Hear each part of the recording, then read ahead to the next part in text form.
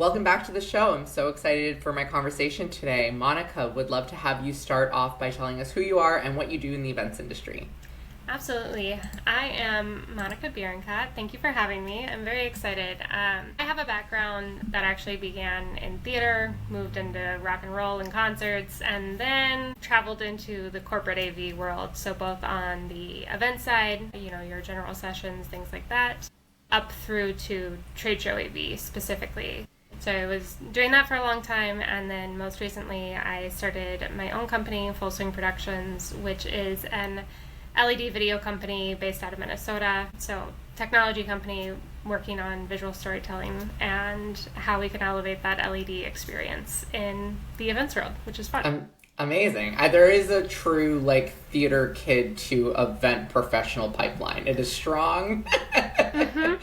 The improv, the yes and skills I pull on every single day is there for sure. So amazing. And I know that you're really passionate about experiential, and I think there's so much conversation right now happening around how do you keep people entertained? How do you attract people? How do you stand out? Unfortunately, I won't be attending, but I know that shortly many event planners will be descending upon Vegas for IMEX and, yes. Going to borrow and steal ideas that they see there. And, Julia Solaris just posted this morning, visit me in booth ABC 123 is not an event strategy, right? So what are we doing around experiential and what is attracting people, right? Right. What is getting you really excited about experiential right now?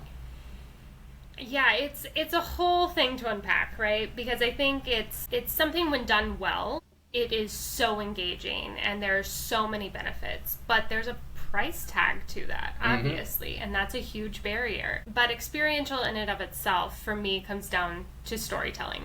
That is what it is. And even it's back to the theater, right? You have all scales of theater. You don't need to go to Broadway to get the good experience, right? You can find the one that's around the corner that you leave feeling awestruck.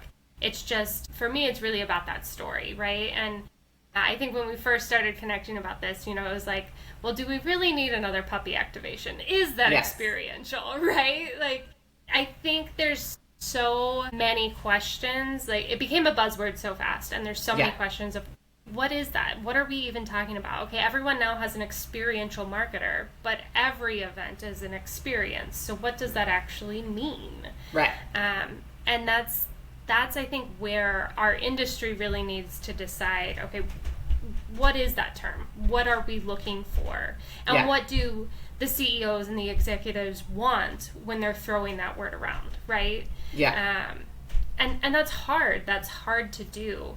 But for me, what gets me excited about this world is truly the storytelling, because I think that's where you capture people, right? And it's hard because you have to have the attention grab, or you're not going to get people there, right? Yeah. The story isn't necessarily the selling point.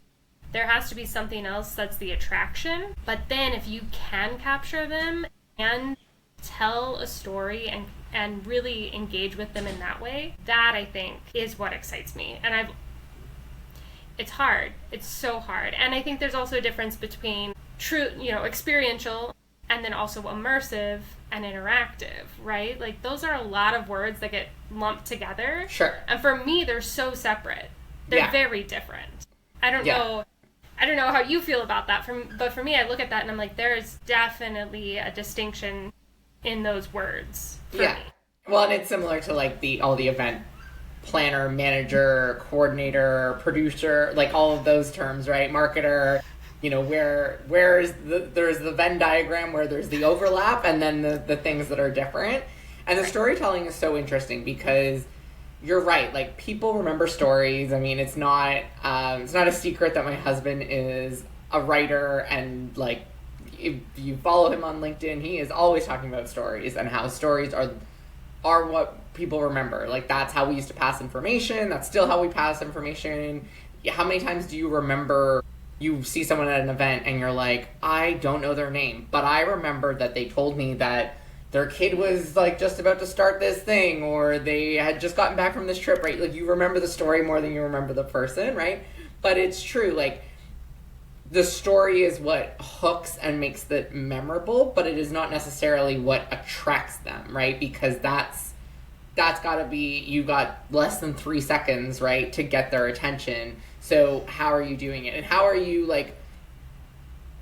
telling folks to get attention besides just being really aggressive? Because also no one wants to be like chased down, right, like in any activation. It was like, you're like, I was at an event recently and this guy like was just so aggressive in the aisle, like, and I was like, and like a friend of mine said to me, I would never buy from them because I'm already stressed out, like speaking to them, right? So. Yeah, and it's such a difficult balance. It is, and there's no one way to do it either. And I think that's where, when we're talking about corporate experiential, it comes down to, okay, what is your brand, right? If your brand's a little more in your face, then that might work for you, right? Yeah.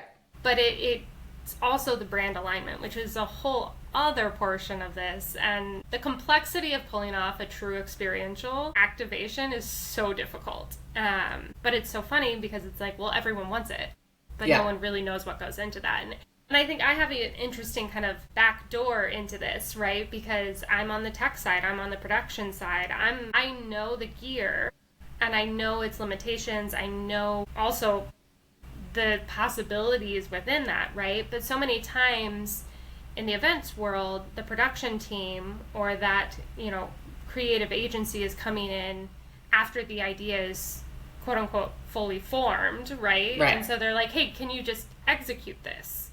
And that's, for me, it's a red flag of just like budget, because you're going to have to go back and redesign or at least adjust that idea to fit the actual gear. But then for me, probably because I come from the theater and I have an MFA in creative writing, like I'm such a creative in general, I'm like, I would love to be at that table and help you brainstorm and help you understand, okay, from the start, how do we build an experience that fits the gear, stretches it, or plays within the limitations, whatever we want to do, but then saves you time and effort after that idea is formed to really on the execution side, right?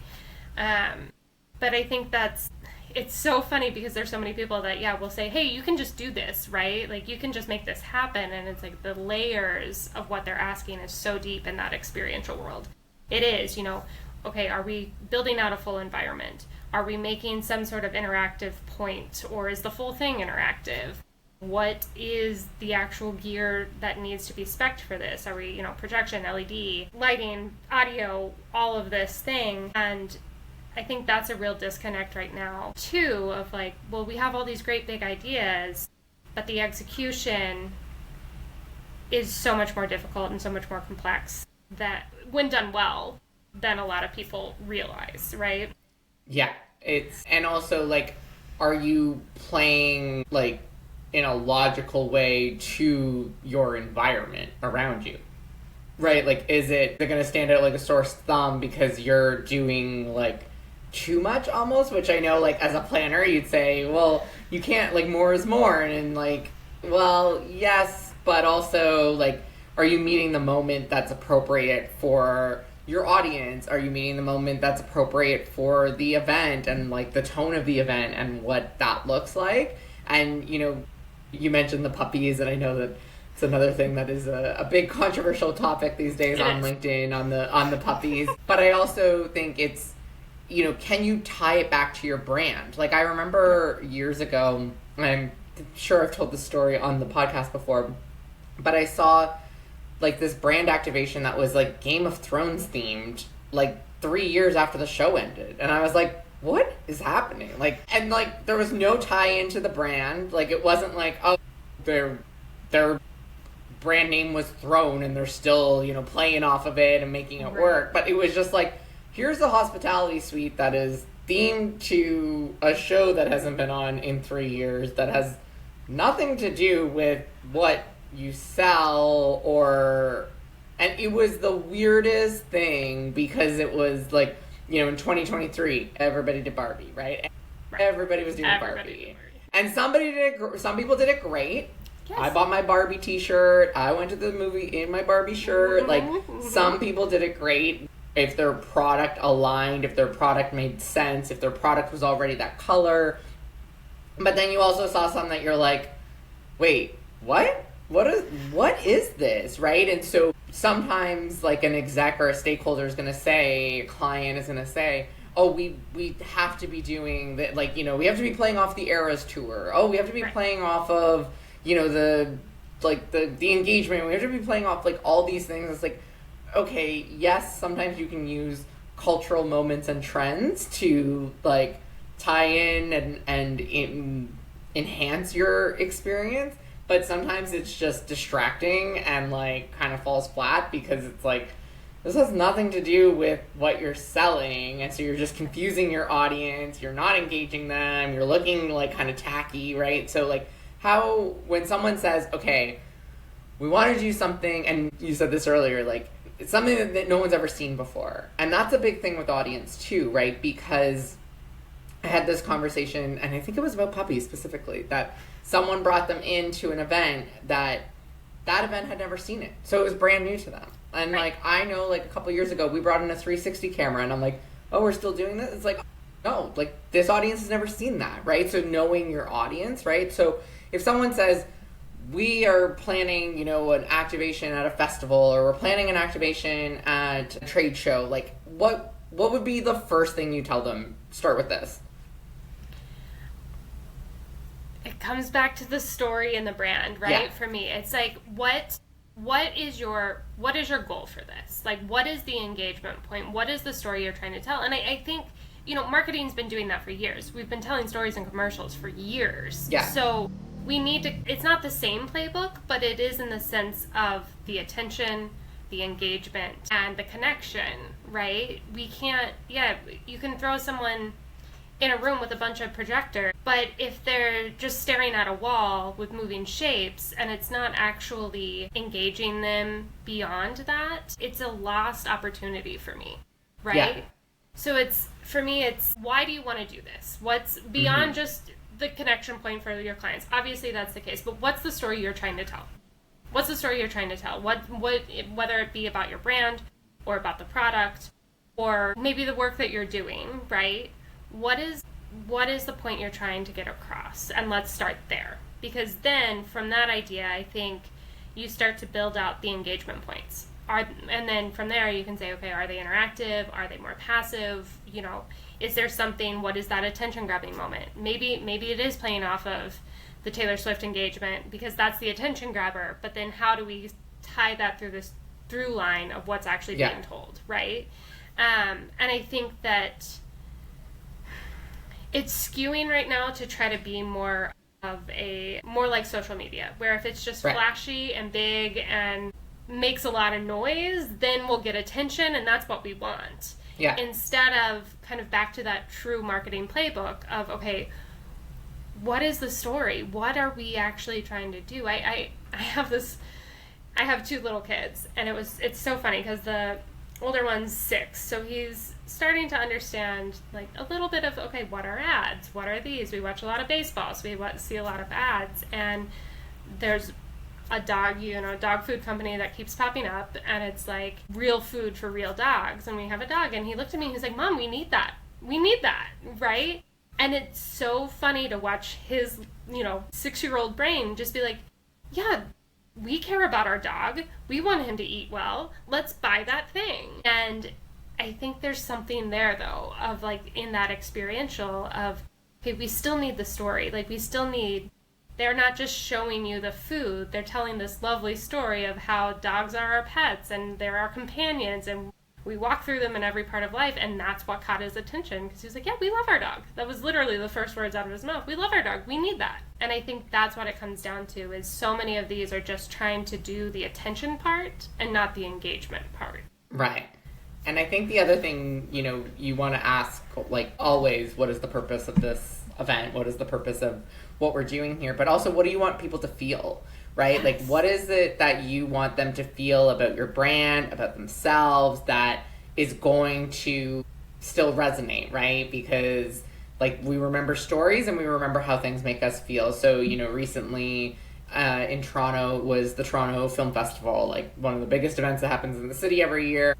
And tons of, like, experiential pop-ups throughout, like, the core where the films are happening. And one of them was Ferrero Rocher, and it was like gold, like trailer with like these fancy plush couches and like beautiful furniture. And I'm like, oh, they're trying to like explain that like the chocolate is like luxury, like it's not, it's not dollar store chocolate, like this is expensive chocolate. Like they were giving out samples. And then I saw an ad, I think it was on TV or YouTube, that was kind of reinforcing that message that I saw at the Experiential, right? So that's obviously like a bigger budget and a little different if you're working B2C versus B2B, but it was tied into like this moment of this person like sitting and luxuriating over chocolate, right? And it's not meant to be eaten on the go. It's not meant to be eaten in your car. It's meant to be savored and enjoyed, and like a moment of luxury, a moment of peace, a moment of quiet, right? And that's the feeling that they wanted you to have versus, like the Mr. Beast bars, which I like only kind of understand what they are because I do not have children, but like that's a whole other thing. That's a whole other thing. And like that, it's the same product, right? Yes. But the way that they make you feel about them is very different. And you can do that with your, your exhibits and your experiential things. So like, what is your brand emotions that you want people to think of? Like, do you want them to think of cozy or luxurious or for people on the go? Or, like if you're really clear on that, it will help you determine your, the feeling that you want people to get. And I keep harping on the Game of Thrones one, but it's like, what were you trying to make me feel here? Like, what was the story you were trying to tell me, and what was it that you wanted me to feel? Because I didn't feel anything, or what I felt was confusion, and that's not good either. And I think how I always look at it, I think when brands are successful, it's not what is the story's brand, but how do we become a part of their story, right? It's like, how do we build a community, build a relationship, build those feelings that your customers, your clients suddenly are feeling like your brand is a part of their story. And I think that's when the gold hits, right? Right. That's when you really have something, because if your brand is part of those moments, then you suddenly, the brand loyalty then is always going to be there, right? Yeah.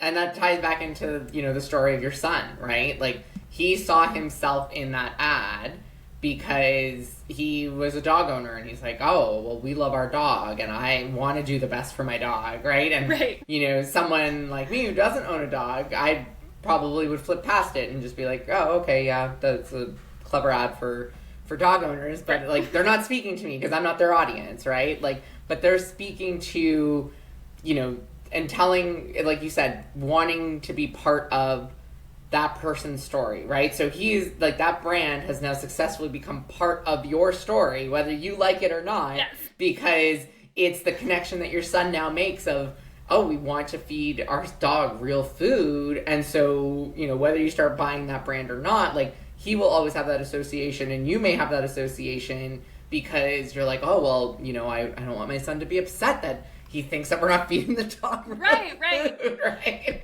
Yeah, and it suddenly becomes part of that story. And I think that's, you can have touch points with your consumers all the time, but until, once again, there's that moment. And it can be as simple as, even with the chocolate, sharing chocolate with a friend at, their house on the couch. It can be something as simple as that, but it's how do we create those moments then in that experiential environment? How do we build something that makes the brand part of their story? And what's the thing that they walk away with when they're going back to whatever city they came from? They're saying, this was a moment. Like, this was a moment. I can't forget it. This is the thing that really struck me. And I don't think you need to have the giant LED room and all the fancy toys to make that happen, right? Yeah. Like, there's a way. I go back to theater. There's so many small-scale theaters that do it well. You don't need the Broadway budget, but you do need the story. And you do need the way to build that community. And I think that's a big part too, is a lot of these experiences are a singular experience, right? Yeah. There's something that you can walk in at any point in time and experience as a solo person. And I think they're better when you can create a community in some way, right? Yeah. Whether that be through gamification, whether that be through a submission, some sort of interactivity, or something that happens in the room itself. I tend to skew towards tech, but I think the best ones really are mixed media, right? Like, you have a person, you have some, like, tangible items, and you have tech, and those three touch points together create something special. Yeah, and it's interesting you brought up, the theater and the small room, because also I think sometimes it's very easy to get caught up in the vanity metrics of like, well, how many people did we see came through, how many people saw it on the street, how many people saw it at the booth, and like, yes, that's a measurement that should be tracked, has value, those kind of things. But I think that, my prediction for like the next few months and next year is going to be those micro moments, right? Those like not trying to cater to thousands of people, but like really connecting with like that community, like you said. And like, I've talked about it recently on the show quite a bit about Fan Expo, which I've never been to, but every time I'm in the city and it's happening, I'm like, oh my goodness, like the way that they have tied in and the way that their brands have tied in, like, someone was on the show talking about a cereal brand was handing out little boxes of cereal to people who had been in line for hours first early morning, right? Because we're part of your fandom, we're part of the experience, right? And so tying it into like, oh, like this brand understands me, this brand gets that I've been here since before the sun came up right. to see whoever and do whatever, right? Like, so now it's tied into their experience of the experience, right? Absolutely. And will carry through, after the event, right? And I kind of hinted at it with the chocolate and the ads, but like, do you have any suggestions for people who want it? You also don't want it to be a flash in the pan, right? Like, you don't want it to be like, oh, okay, great, we had all these people, we had thousands of people come through and take their picture and post on social and we can see the trend and things like that. But how do you make sure that that doesn't go after the event? Like, how do you keep that momentum going? For sure. I think it's about designing with intention, really from the beginning, and understanding, okay, once again, what's the story we're telling, but then how do we follow that? And how do we, yes, you need to track, like you said, those touch points, but then when we are creating those moments, is that converting to sales? And if that is converting to sales, is there a way to make that little note or to do something that's like, oh, I knew you were, we knew you were here. We see the purchase. How can we continue that story? Do they get, I also am a big reader and I love that world too, and your husband's a writer, right? So it's like, what's the bonus chapters? What's right. the ones that had to get cut, but then if you pre-order, you get it on publication day, right? Like, how do we start doing those little gold nuggets afterwards that are designed into the actual experience, right? They're not the afterthought. They're not just the mass email. It's how do we almost reward for that moment that we were able to create and that connection we were able to create. Yeah. And that takes a lot of intention. Like I said, you have to design with that intention, And don't make it just like some QR code where they have to fill out stuff. Like, I went to a show recently and it's like, every booth has a QR code to enter to win, and I'm like, yeah, but I'm moving through, I'm talking to people, like, I don't have time to stand and fill out this form, and so then now I have to go save this link that I have to then remember. It's like, yeah, I'm not doing any of that, right? No. So, like, making it really easy for your attendees while also being able to, like, again, carry on that momentum, because there's nothing worse than, like, okay, we had this great splashy event, we spent all this money, we got all this traction, and then no one followed up, or people didn't know where to go afterwards, or there was no next logical purchase for them, right? Like, they made the purchase of whatever they saw, okay, then we never heard from them again, right? Right. And I think it has to be a way to kind of reward that experience, right? Whether that be an exclusive item, something in there, and it can't be the afterthought, like you said. I mean, I said this to my husband the other day, where I was like, I'm so tired of scanning QR codes. Like, everything is a QR code, right? Yeah. And that's no longer the engagement. And I I think it's better if it's tactical, if there's something that they're actually able to physically get, whether that be after the experience immediately or a week later or whatever, that obviously comes into like the info management and data you have and all of those logistics as well. But it's like, okay, how do we do this in a way that feels genuine to the experience that we already built and the moment we already created? Yeah, for sure. For sure. Amazing. Well, I know we are coming up to time, so I will, ask, is there anything else that, if people left with one thought today, what would you want them to leave with about Experiential? And then let us know where we can find you, and if people want to talk more about Experiential with you, where they can find you. Yeah, I think it's the story. We have to have the story. That's what we're all connected by. That's all, that's the humanity in a sense.